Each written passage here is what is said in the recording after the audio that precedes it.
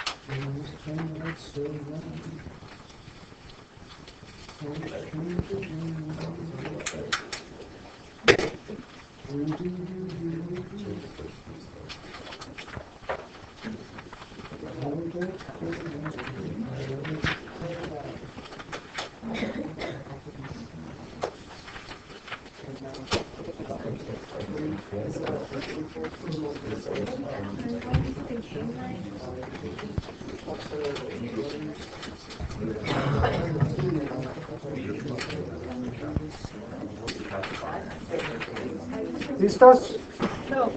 No.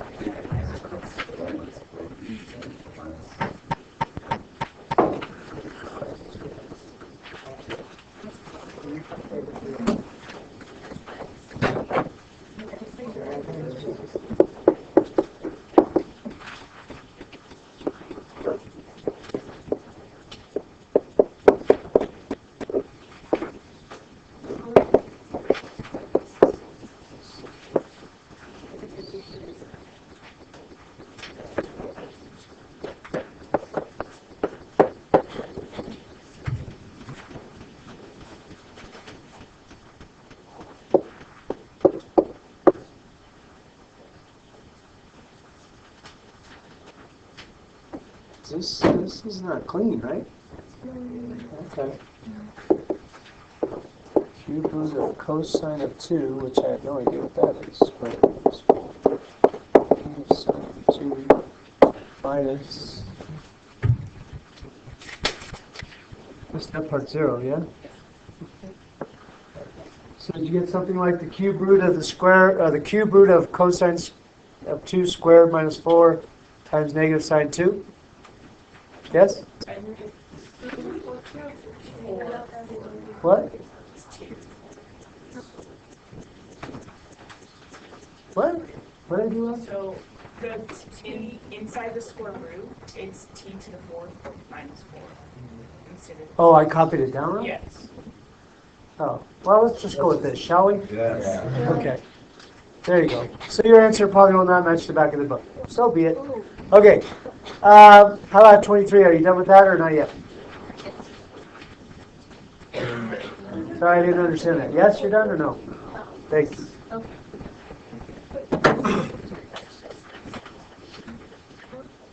What's the 2-word title to that second problem as far as type? Good try. Logarithmic differentiation. Logarithmic differentiation. So is it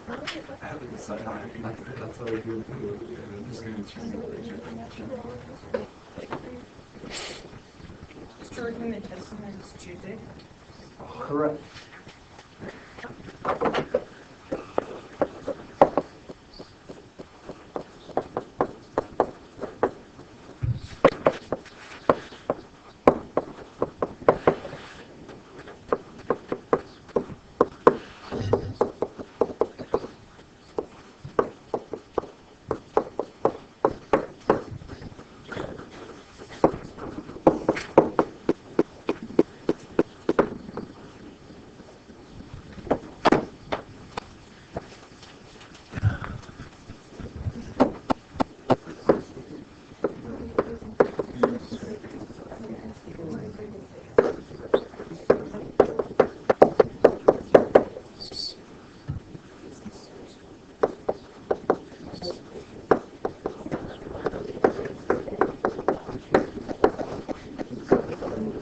Is that about what you have? X e to the 2x, x to the e to the 2x squared times the quantity e to the 2x squared over x plus natural log of x e to the 2x squared times 4x. Yes? Yes, actually, yes. Cool. Logarithmic differentiation, go. I will say this. If you get a question like this on the AP test, the averages are usually very high.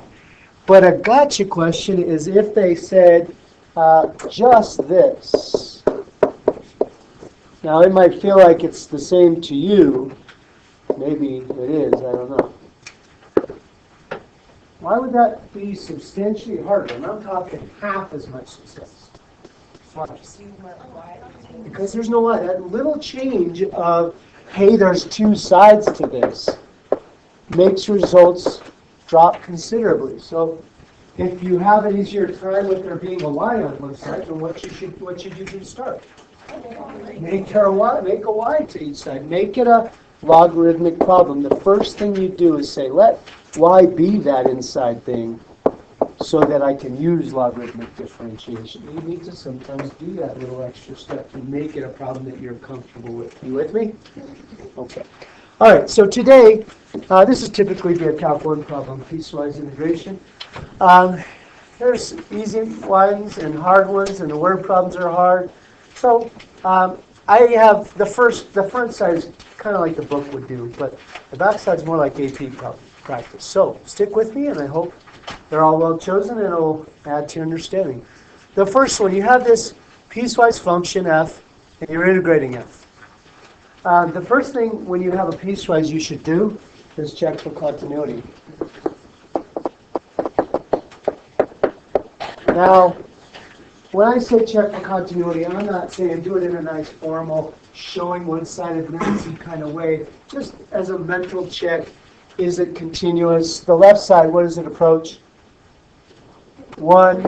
And the right side, what does it approach? 1. And so it's a yes. Now, if it's continuous, then no limits. Then no limits necessary. In other words, I can just integrate this by saying the first branch from 1 to 4, I can just use 4 of x dx. The next branch from 4 to 5, I can use the other piece to the piecewise negative x plus 5. I can just integrate, add the two separate areas, and boom, it's just really like two algebra problems or two area problems separate. Are you with me? Negative 1/2 x squared plus 5x from 4 to 5.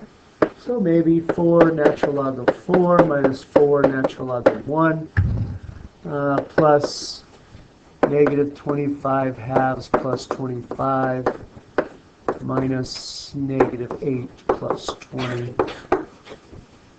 So 4 natural log of 4 is fine. What's the area under the line come out to be? I guess I could have done that geometrically. That's okay. What is negative 25 halves plus 25? 12.5. And the other part is minus 12. So 4 natural log of 4 plus a half. Do you agree? Yes? Okay. All right then.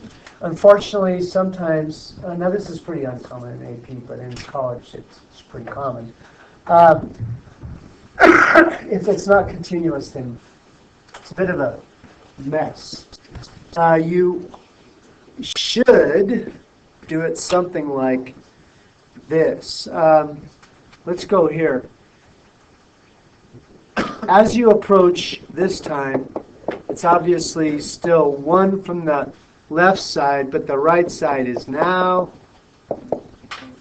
more like, did this come out to be this? What did I do wrong here? Oh, sorry, negative 1, yeah? I thought it was continuous, but it's not continuous. It's not continuous. Yes. Okie dokie then. To do things well then, you have to deal with the discontinuity. If I were to graph this, it's 4 over x up to and including 4. And then the other guy is at negative 1 with an open circle and going down forever. Right, now, we obviously have a discontinuity. If there's a discontinuity, you must deal with it well. Now, let's start with the left-hand side. Can I just do a single integral from 1 all the way up to 4 inclusive? Boom. Can I do that? No, that's true. You can do it. This is equal to the limit, no limit. Darn it, I just tipped my hand. The integral from 1 to 4 of 4 over x dx covers that integral, that region, because it's defined and continuous, including the endpoints over the whole interval. Are you with me? Mm-hmm.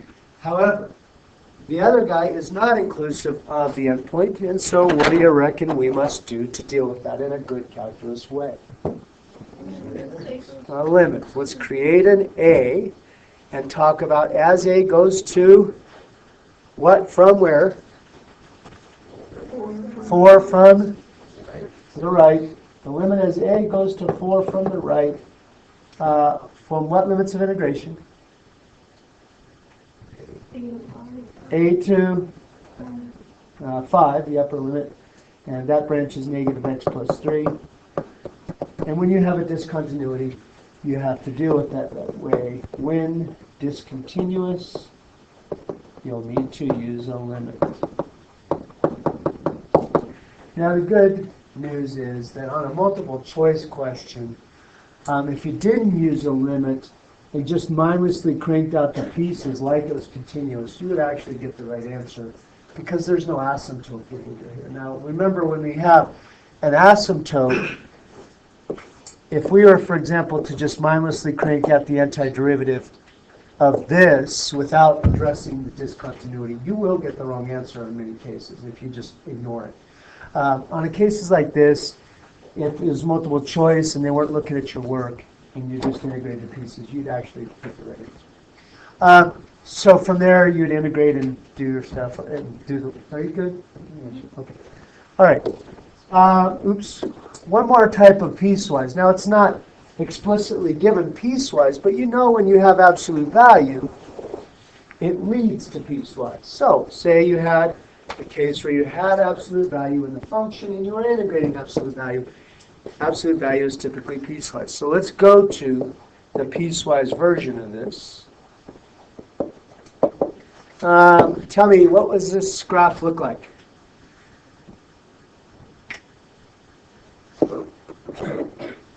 What do you think the big dividing line is between at what x? At 2. I think at 2 we're going to have some different behavior. Left of 2, what's the function? Just try it out. Put in -1. Plug in 0. At 0, what do you get? Positive 2 over negative 2, which is -1. Now, is that going to be true for every point? It's going to be the same value, but by virtue of a different sign. Yeah? Try 1 if you're not sure. 2 minus 1 over 1 minus 2, that's -1. On every point on this side, it's always -1. At 2, it is undefined. I can't actually include 2 because that is indeterminate. And what about on the right of 2? It is just straight up 1, but again, not included. Now, because it's discontinuous, I must use, when I go to integrate, a limit approach. Just give me your setup of the limits, please. Limit as a goes to 2 from below of, or from 1 to a of, what's the function in that region? Negative. I think I'm about to die a very slow death. Are you maybe overthinking it? You can't tell me what the equation of this is? Yeah. 2 minus x over x. Why are you thinking so much? Let's go with -1. How about that? Do you agree? Yes. Okay. Am I making it too easy, or is it actually that easy? You made me cry my contract. It's -1. Yeah? Okay. So, plus the limit as b goes to 2 from above, from where to where? A to b to 3 of, see if we do better, 1. That's the spirit. Yay.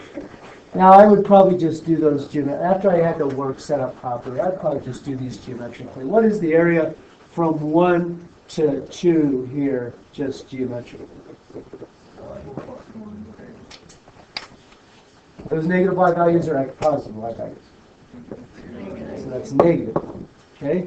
What about from 2 to 3? Positive 1. And therefore this is 0. Okay. Well, let's try doing some on your own. This is from a free response not too long ago. Actually, it was about 10 years ago. Try this and see how it goes, and we'll go over it. Feel free to talk it over with your math amigos, but do it beautifully, please.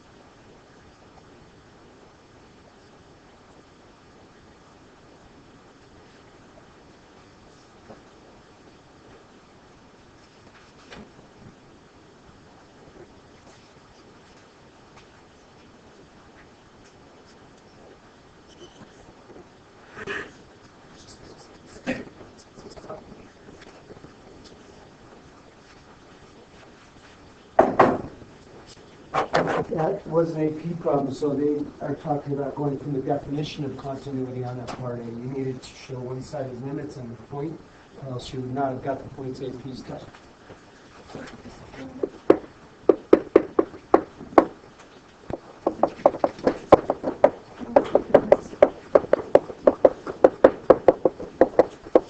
Like that. That's the definition of one of the definitions of continuity.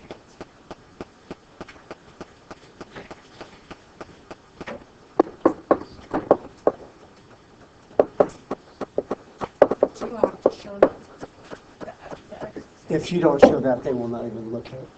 You get nothing. It's the definition of continuity. If you put in like. If you put in the function Yeah. itself, oh, that's fine. Yeah, Oh, yeah. okay. Yeah. If you just did that without inversion. If you picked up here, they wouldn't look. They'd give you nothing. I'm not sure. If they don't see a limit of the problem, they will not even look. If you write that whole thing that you wrote, and that's it. And then you go to the numbers. Yeah. That's fine.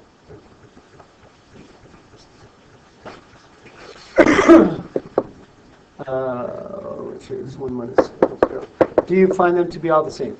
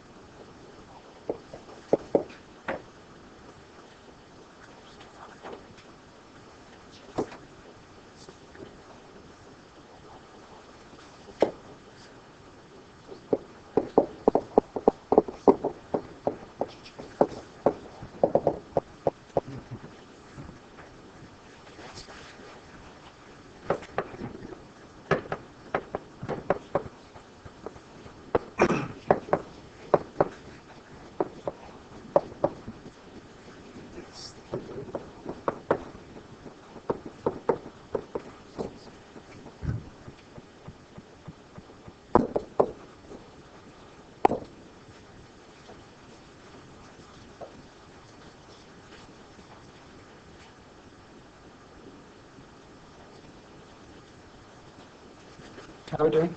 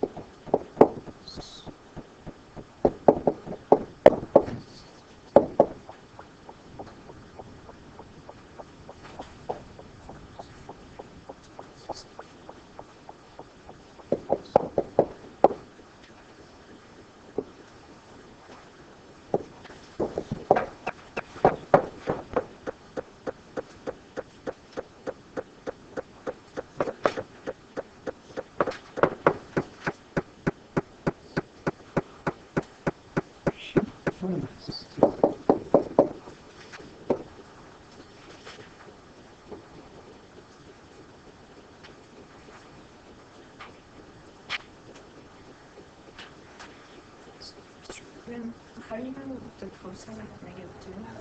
How do I what? No. Oh, I was thinking cosine of 2 pi, wasn't it? You're right. 1/2 cosine of -2. You're right. Absolutely. So that doesn't actually come out. So, all right, here we go. Sorry, I'm getting it. 3/2 minus 1/2 cosine of -2 minus 1/2 or 1/2e squared plus 1/2. So that's pretty good, although I guess the 3/2 can combine. So maybe 1/2 of 2 minus 1/2 cosine of -2 minus 1/2e squared. How's that grab you? Sound good? Okay, something like that. You can see that would have been a bit of a time eater on the AP test, but it is what it is. Okay, technically you would have been, if you left it stopped there, you would have been fine. I didn't talk about part B yet. It was part of the continuity part of A fine. Yeah? Yeah. How about B? Did B go okay? Yes? Okay. I actually was hoping somebody would see a mistake in me. There's a mistake in me. What is it? What? So you're saying the derivative should include 0 in one of those places. Do we normally include 0 or include the flex point on a derivative of an absolute value? Yes, no? No, you don't. Why don't you? Because that's what you told me to do. I don't know why. I just don't. Why don't you? It's supposed to be a sharp turn, right? Typically, when you throw absolute value on something, the derivative from the left and the right, there's a sharp turn there, there's no smooth. But what do you see about the derivative at 0? What is the derivative at 0 here? -2. What's the derivative at 0 here? It's smooth there. It's not a sharp turn. It should be included in one of the places. Okay, that's a bit of a fine point. That's to separate the great from the greatest kind of thing. All right. Let's go to the backside. The old score problem, which I know this is going to give you, but I'm kind of looking at this at a different angle. So here we go. You have this piecewise graph, and tell me. So this is the derivative. Let's call it f prime.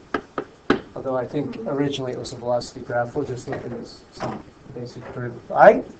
Tell me, why must the original function have been continuous? Why is the original function continuous?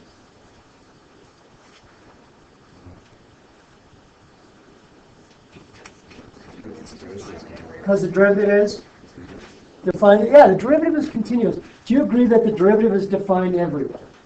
That must mean that it was completely differentiable. Now, could it have been completely differentiable if it wasn't continuous? Okay, so because the derivative exists everywhere,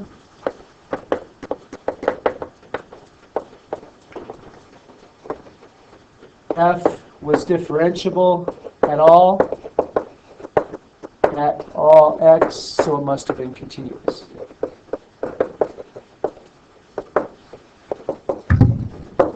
Okay? If I asked you, let's just lay it over the top of the function derivative graph.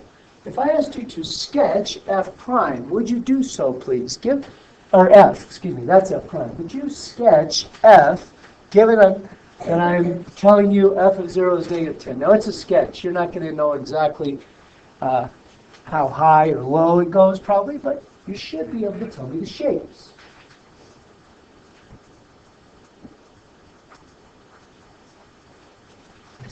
Can we say that it was differentiable at all x or just for 0 to 18? Oh, you're right. All x in 0 to 18. That's true. Good point. That is a overreach. Oh, there's sorry. Well, that's for you. I don't know what my phone is.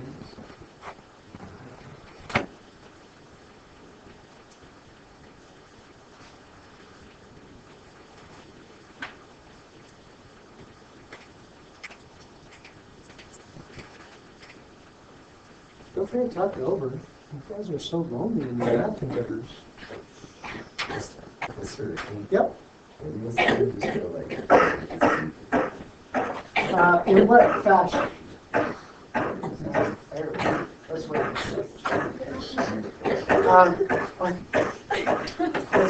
That's actually not. What's the shape of the graph? I definitely agree that it's. You want some water? I actually don't want you drinking out of my water. But feel free to go get some water. Somebody, Connor. A little pat. All right. Talk to me about time 0 to time 2, or x 0 to 2. What's the graph doing? Increasing. What's the shape of the graph there? Concave up. What specifically? X. This is, what's the equation of that line? Oh, a slope. 10x, yeah? What's the antiderivative of a linear? 10x. It should be parabolic here. It should be parabolic like this. How high? I don't know. Okay, I could get into it, I guess okay? Yeah, I was just messing with you. All right, so parabolic up to 2. What about from 2 to whatever the next time is? 8. Is that you? Is that you?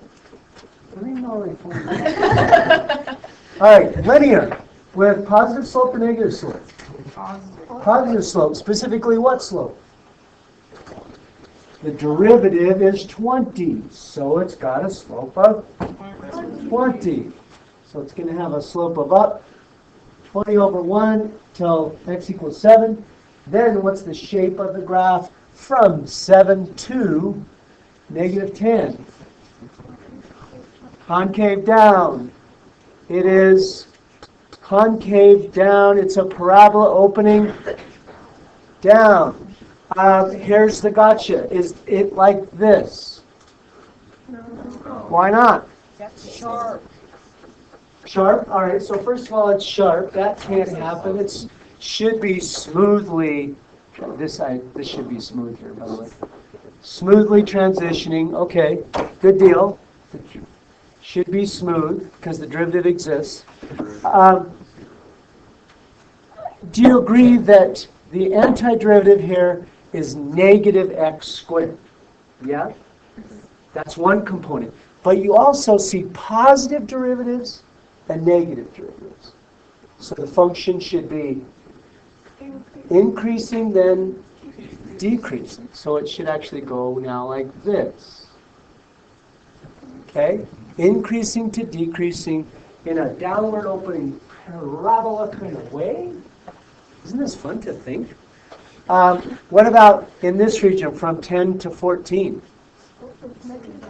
Slope of negative 10, smoothly sloping negative 10, however long, sorry about that, till you get to that point. And then what about here? Shape of the graph, concavity, and what's going on? Okay, this is linear, so the antiderivative should be ... Parabolic, opening up or down? Up, because it's a positive x antiderivative, so a positive parabola. But as far as increasing, decreasing, decreasing, 0, increasing. Till here, and then the slope is, or the graph goes linear and stays like, isn't that a humdinger? That's some good thinking right there. Imagine there were open, oh man, this might be a little bit of an overreach. No, that's okay, we're cool. We're super smart. Imagine there were open circles at the sharp corners. So here, what would that imply? The derivative doesn't actually exist there, so it's either it's not differentiable there, which could mean it's sharp turn. Now it's not sharp turn because the slopes are pretty much the same on either side, so it must be discontinuous. So couldn't this be something like a positive parabola and then a disjointed line and then maybe a disjointed parabola and then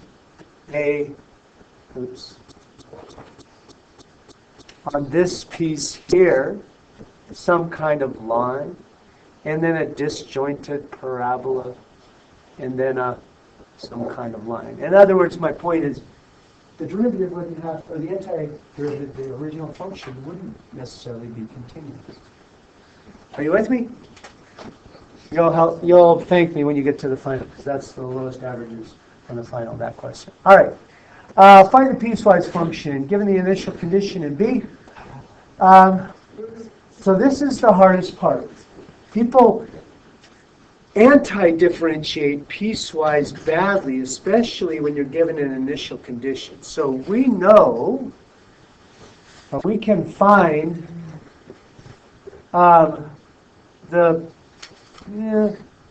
let's go with here. Let's write the derivative equation, please. What's the equation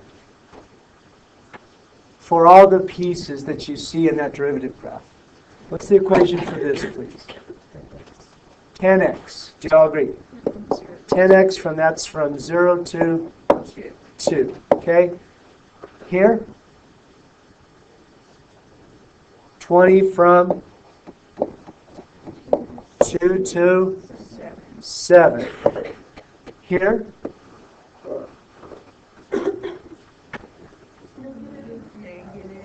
Down what? Down 30 over, no, down, what is that? 10?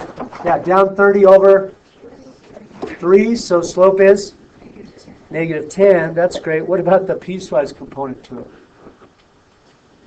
Times x minus, okay. Right, is this just y equals negative 10x? Is it that simple? No, it's far more complicated. So in a point slope fashion, please now write me this equation. Y minus 20 equals negative 10 times x minus 7. Now obviously in a piecewise we can't leave that 20 over there, so I'm talking with a rearranged piecewise. Move the 20 over. 20 minus 10 times x minus 7. Are you tracking here, people?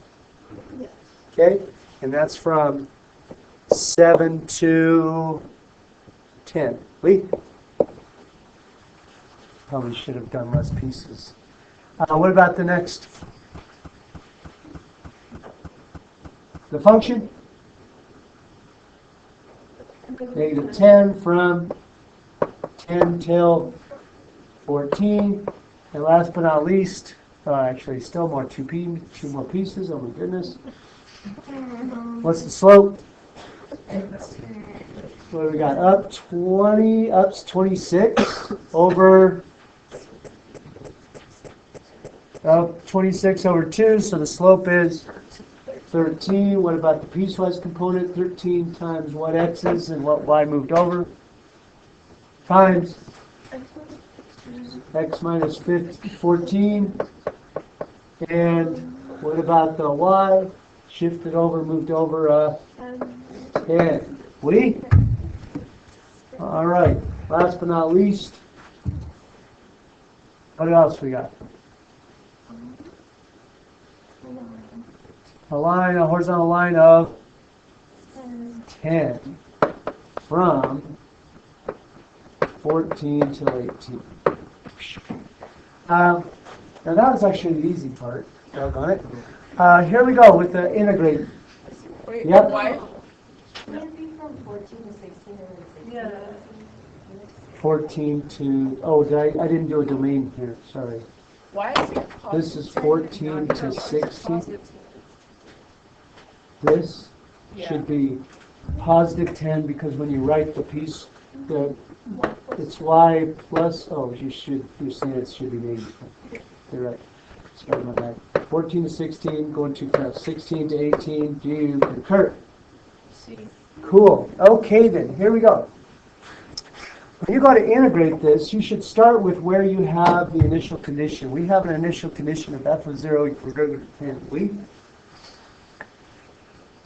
So if I were to find f of x, this first branch here is to integrate negative, let's go from 0 to 2. F is the antiderivative of 10x, right? That's negative 10x plus c. And if we use the initial condition, it gets us something like 2 equals 0 plus c, so c is 2. And our first function is f is negative 10x plus 2. Yes? Are you with me? Are you with me?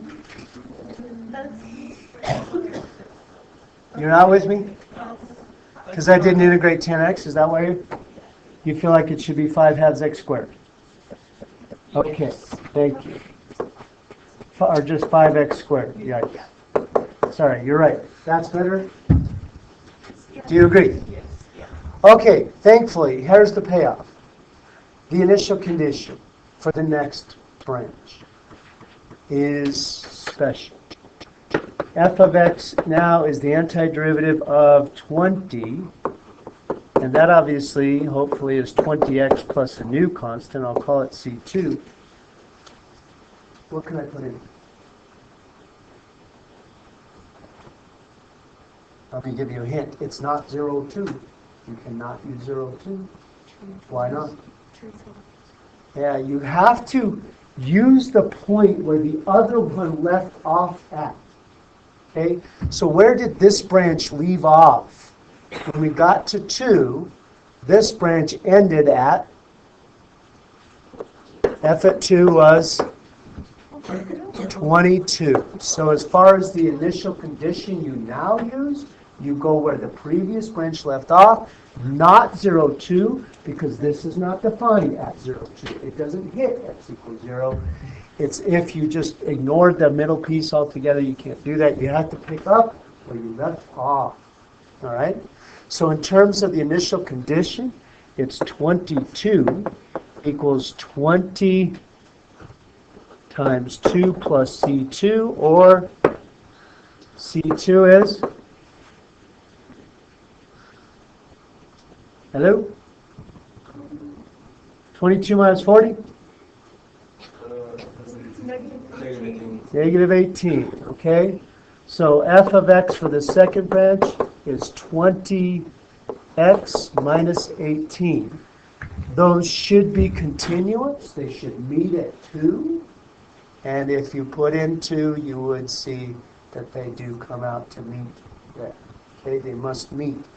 Now, this one left off at what point?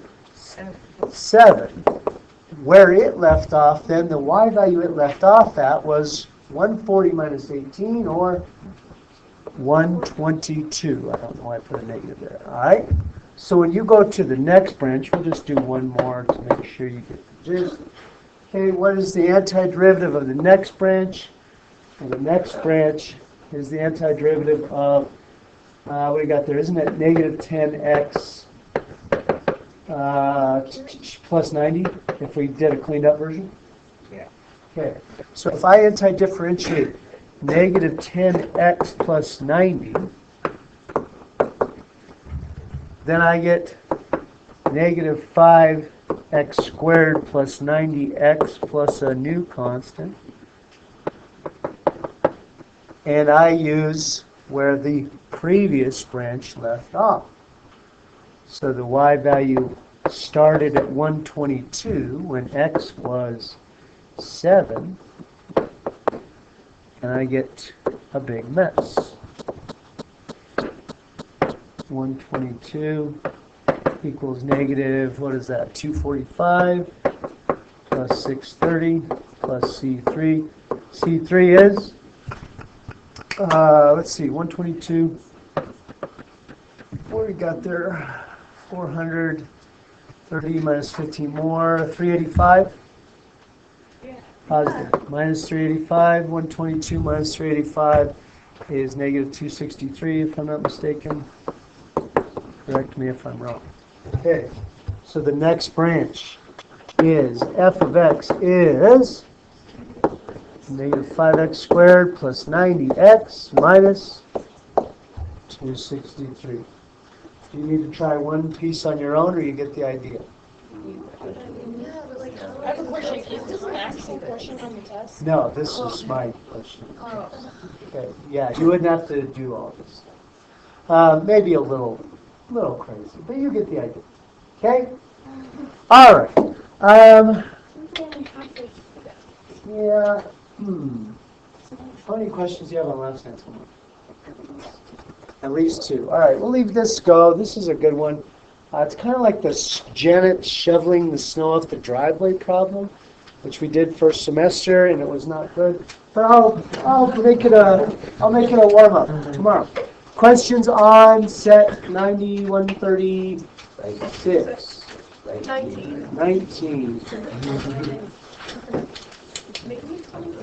Maybe 25, but maybe not. Who's to say? 19 must have been a good. Yeah, 19 is a good one. Okay, here we go. 19. You might have figured this out on your own, and you weren't sure if you were doing it correctly, but this is improper on so many levels. Won't you agree? Okay. So you're talking about an integral that has an asymptote at 1, or a region that has an asymptote at 1. And it looks like this. And so you're talking this region, and forever this region. So, first and foremost, we'll need a limit at A, representing the approach from 1 from the left. So I'm going to call this the limit as A approaches 1 from the left, from 0 to A, of x minus 1 to the negative third. Cool? Then I would need to create a B that can approach 1 from the right. So the limit as B approaches 1 from the right, from B to, now here's the gotcha.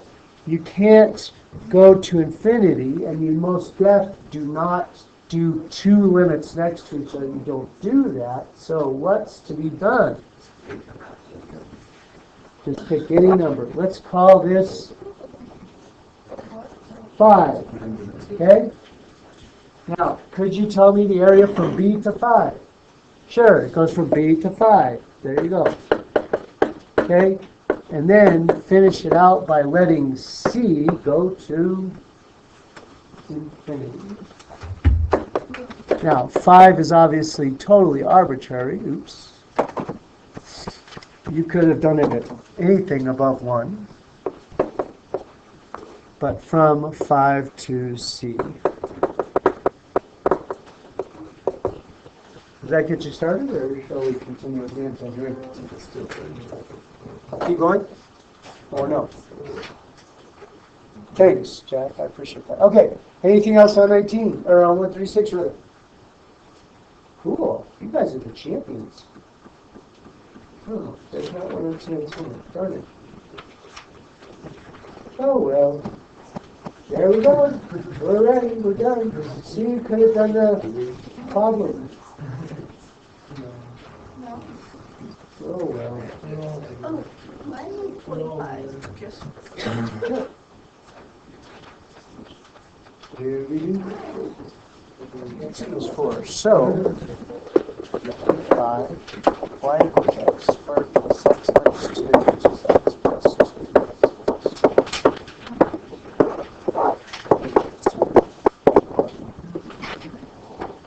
It's revolved around x equals 4.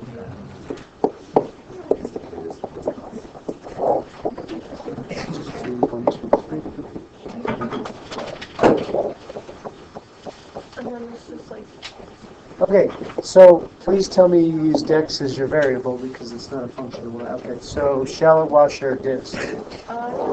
Shallow.